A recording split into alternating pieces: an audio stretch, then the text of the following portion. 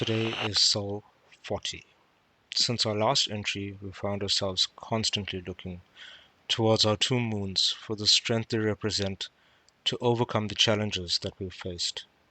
It has not been an easy task to begin operations, and while we all remained hopeful, the immense pressure caused by the disruption of our original plan when we arrived was evident. The entire colony did their best to adapt to the new plan and focus all their energy on achieving the short-term goal that we set out for ourselves. While the colonization plan was on track, the effort to remain on plan proved challenging. Longer days, longer seasons, and the rust-colored dust constantly swirling around is just a harsh reminder of how far we are away from home. Our workforce management team had focused on helping the rising colony with direction and focus areas to remain on plan, but the stress from finding a balance in the new structured groups and sectors had caused gaps in their output.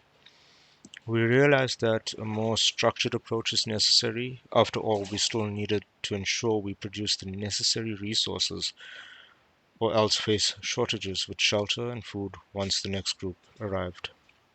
This baseline was called our community guidelines, which has been loaded onto the mainframe. But here are a few examples of what we had to implement in order to create this baseline. The metric of FTE, or full-time equivalent, which is a metric of time, but it's represented in units of Martians. Our colony would now be flexible enough to swap Martians between tasks based on the skill that was required at the time, while we ensured we maintained the minimum amount of Martians we needed to complete those tasks. For example, at the iron mining site, we needed 12 FTE, and at the farming site, we needed just 5 FTE.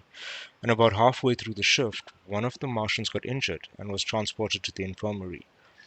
At our farming site, we had 2 Martians that were skilled at mining and redeployed one of them to the mining site to ensure that the mining operations continued smooth.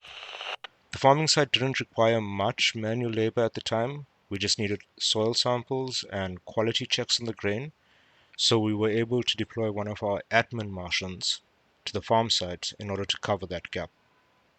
The second metric that we implemented was AHT, average handle time, a typical time metric, but it's used to understand what a consistent production output should look like in order to maintain productivity.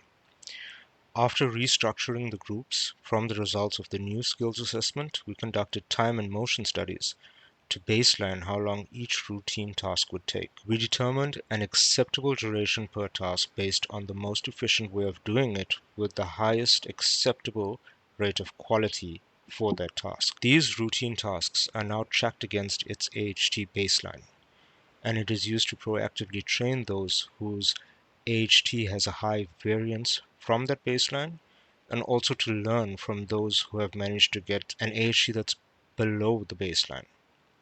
The third metric was occupancy, which is a metric that just identifies how busy our Martians are on their tasks.